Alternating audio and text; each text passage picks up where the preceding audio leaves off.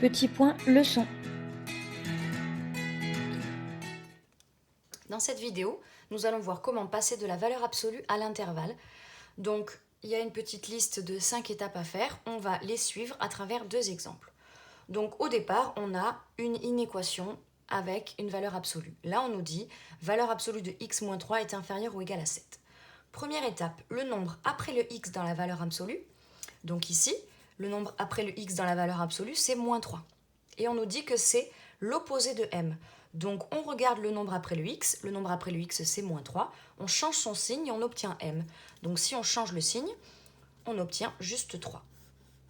Donc après le x, on va obtenir un nombre, plus 3 ou moins 3, peu importe, un nombre positif ou négatif.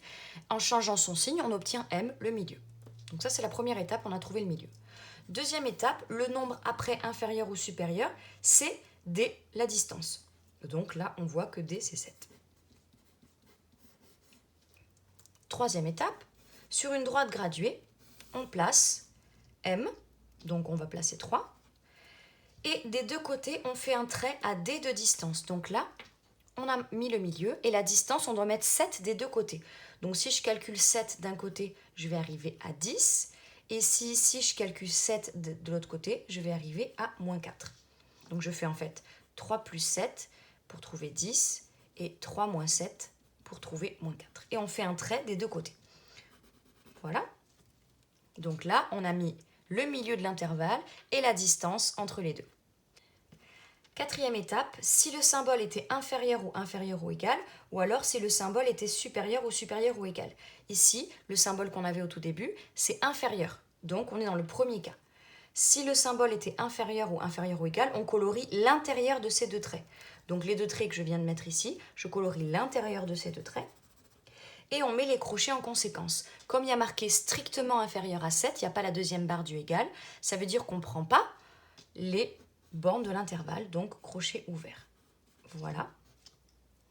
Et ensuite, dernière étape, on écrit le ou les intervalles trouvés. Donc x, ce qu'on a assuré, il appartient à quel intervalle?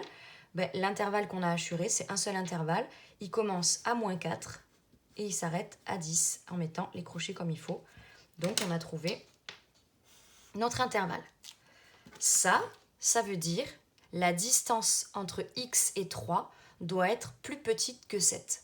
La distance entre x et 3 doit être plus petite que 7. Donc si je regarde par rapport à 3 ici, et que je prends n'importe quel point ici, x, et que je regarde la distance entre 3 et ce nombre, entre 3 et x, peu importe où il est, ça va être plus petit que 7, puisque 7 c'est jusqu'ici. Et de ce côté aussi, si je prends n'importe quel nombre x, là, la distance entre 3 et mon nombre x va être plus petite que 7, puisque 7, ça va jusqu'ici. Et ensuite, pour savoir si je prends ou non les crochets, il y a marqué strictement inférieur. S'il y avait marqué inférieur ou égal à 7, j'aurais pris les valeurs, donc j'aurais mis crochet intérieur des deux côtés. Voilà pour le premier exemple. Le deuxième exemple, on recommence les 5 étapes. Valeur absolue de x plus 2 supérieure ou égale à 4. Première étape, petit 1. Le nombre après le x, c'est l'opposé de m. Donc après le x, on voit marquer plus 2. Donc on change le signe de ce qui a marqué et on trouve m. Donc si on change le signe de plus 2, ça va donner moins 2. Donc on a trouvé le milieu, m. Deuxième étape, le nombre après inférieur ou supérieur, c'est la distance petit d. Donc ici, la distance, c'est 4. On le voit là. Donc ça veut dire que la distance entre x et moins 2 doit être supérieure ou égale à 4. Ça se lit comme ça. La distance entre x et moins 2 doit être supérieure ou égale à 4. La distance entre x et le milieu doit être supérieure ou égale à d. Troisième étape, sur une droite graduée, on fait une petite droite, on place m, donc le milieu c'est moins 2, et des deux côtés, on fait un trait à d de distance. Donc je calcule avec 4 de plus ici, je vais arriver à 2, donc je fais moins 2 plus 4, je rajoute 4, et j'enlève 4 de l'autre côté, donc je fais moins 2, moins 4, et je trouve moins 6. Donc ça, évidemment, vous n'êtes pas du tout obligé de l'écrire, vous pouvez le faire de tête ou à la calculatrice, c'est juste pour vous expliquer comment on trouve moins 2 et moins 6. Donc je sais que ici là, j'avais 7 de distance et là 7. Ici, j'ai 4 de distance et là 4 aussi. Donc on a fait 2 traits, on a fini l'étape 3. Étape 4, on nous dit... Si le symbole était inférieur ou égal, non, nous notre symbole c'est supérieur ou égal, Donc on regarde le deuxième astérix, on nous dit qu'on va colorier l'extérieur des deux traits. Donc là c'est l'intérieur, on colorie pas l'intérieur, on fait le contraire, on colorie l'extérieur. Donc ici et ici. Et ensuite on met les crochets en conséquence.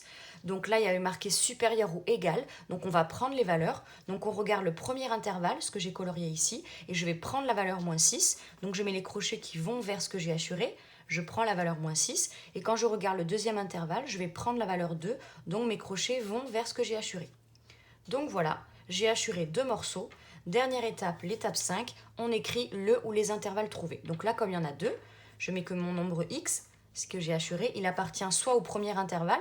Donc le premier intervalle, si j'ai tout colorié, ça commence à moins l'infini, jusqu'à -6.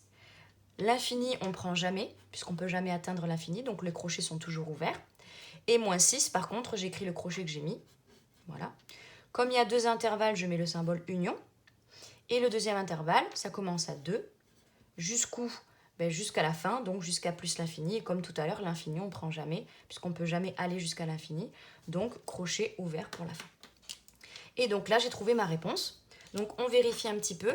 On veut que la distance entre x et -2 soit plus grande que 4.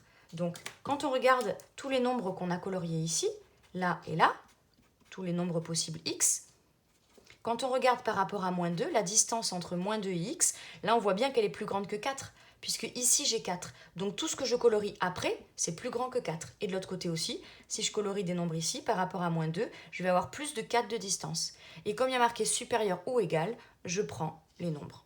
Je prends -6 et je prends 2. Voilà comment passer de la valeur absolue à l'intervalle.